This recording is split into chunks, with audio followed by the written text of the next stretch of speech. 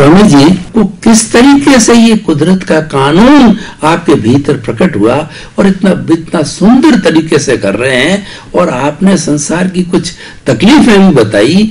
तो जैसे कि आप जैनी हैं, तो किस तरीके से आपका जो पारिवारिक जीवन रहा जिससे कि आप अटैच नहीं हो पाए, वो भी हम क्या रियल स्थिति के अंदर आपको जो है अनुभव करना चाहते हैं, किस तरीके से सब परिस्थितियों में रहकर भी आपने भीतर उस दिए को प्रकट किया जो कि कुदरत के कानून के रूप में। कृपया थोड़ा प्रकाश डालिए, सभी को प्रेरणा, मुझे तो खास तौर से प्रेरणा मिलेगी क्योंकि मैं तो दुनिया को नहीं बदलना चाहता हूं, मैं तो मेरे स्वयं को बदलना चाहता हूं।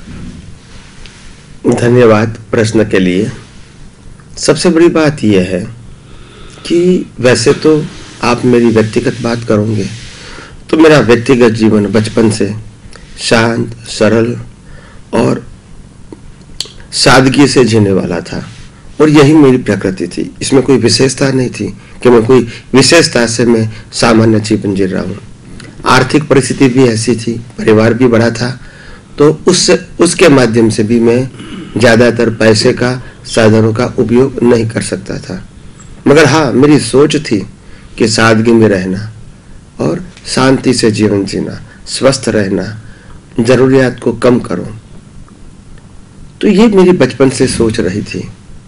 मैंने पढ़ाई भी किया, M.Com तक, master of commerce in Ahmedabad Gujarat university.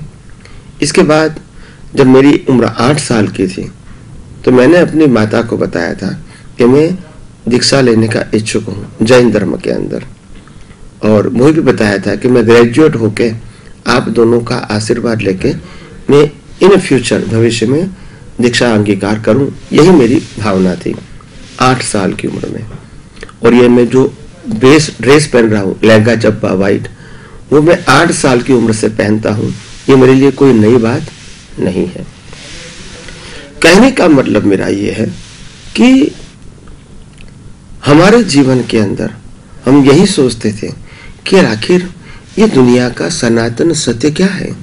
सांप्रदायिक सत्य तो हर संप्रदाय में है, धार्मिक सत्य तो हर संप्रदाय में है, नीति नियमों तो, कानून तो हर संप्रदाय में है। सनातन सत्य क्या है, ये मेरी खोज थी। और इसीलिए मैंने 9 साल की मेरी उम्र में, एट द एज ऑफ 9 साल की उम्र में धार्मिक ग्रंथों का अध्ययन करना शुरू किया। सबसे पहले मैं जैन होने के नाते जैन ग्रंथों का अध्ययन किया, जैसे कि आगम, कल्पसूत्र, इसके बाद श्रीमद् राजचंद्र, इसका भी मैंने अध्ययन किया, समयसार का भी अध्ययन किया। इसके अलावा दिगंबर, स्थानकवासी, तेरा पंथ और डेरावासी, ये सभी व्यक्तियों के जो महान पुरुषों के जो ग्रंथ उपलब्ध थे लाइब्रेरी के अंदर, वो सब मैंने पढ़ने की, समझने की कोशिश किया। उसके साथ साथ मेरी पढ़ाई भी चलती रही।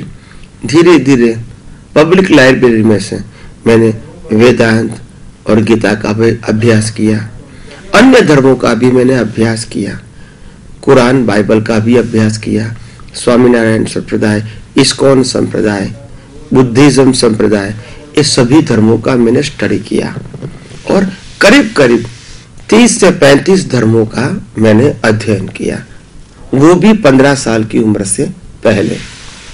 क्योंकि मेरा एक ही इंटरेस्ट था, सनातन सत्य की खोज, ये मेरा इंटरेस्ट था।